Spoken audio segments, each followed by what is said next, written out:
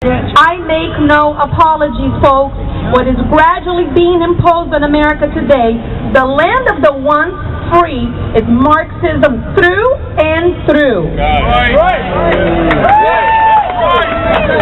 But I've got a new line for you. I like to call it 21st century Marxism because it's different than the way Marxism was implemented in Cuba. There is not a bloody revolution. It's an ideological revolution. But this is just a camouflage statement for communism to help people feel better about the redistribution of wealth taking place here today.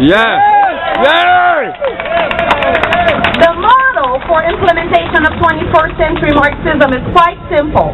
First and foremost, the press is used to create economic instability. Then, a progressive candidate is introduced to the masses as the Messiah. We've all seen that. Who's going to regulate the evil capitalist system and fix all societal problems. This candidate has a political platform with plenty of social changes that will fix the inequality between those who work hard and file their taxes and those who have nothing because of the rich. To each according to their needs, from those according to their means. Everyone will be more equal and feel better about themselves. Isn't that the message that you're trying to sell to us these days?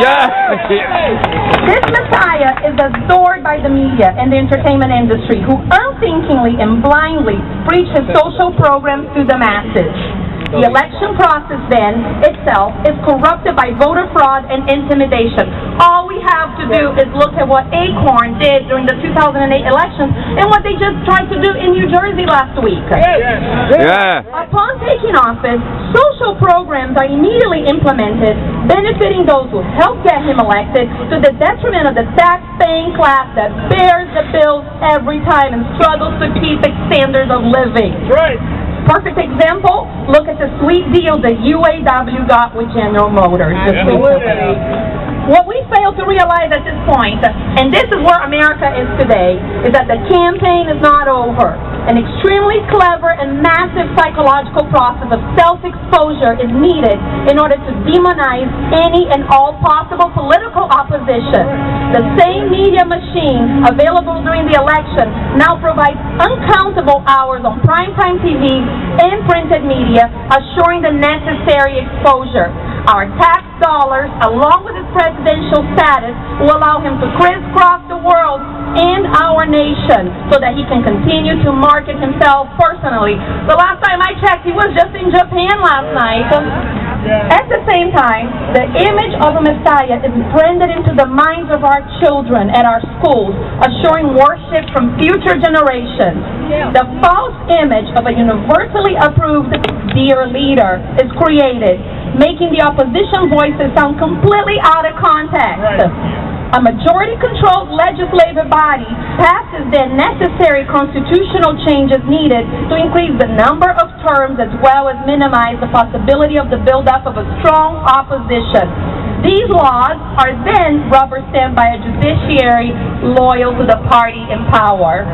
The democratic way to keep the Messiah and his Marxist agenda in power is now accomplished, and that's where Latin America is today. However, if their agenda creates a socio-economic environment bad enough, even to their own believers, opposition will try to democratically reverse the situation by defeating the Messiah and any other designated successors. That is when the Marxists in power, though, unilaterally call for the end of democracy and announce the start of a new era of government for the people. That's Venezuela today, and we are way on our way. We are on its way.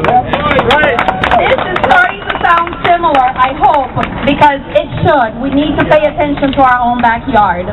So even though many Americans would not know this, since political events in Latin America barely makes it into the news here, even though, like I just said, it's in our own backyard, we need to be paying attention to them, to what's happening down there.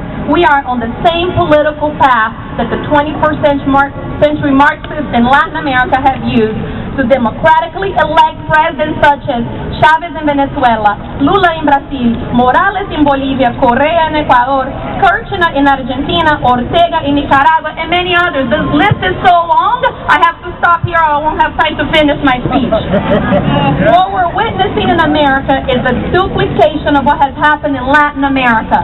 The same tactics are being used here. infiltration of the education system, implementation of class warfare ideology, voter fraud, brainwashing through mass communication, and hollow promises to the lower economic class that will never be implemented due to the real and hidden agenda of these politicians.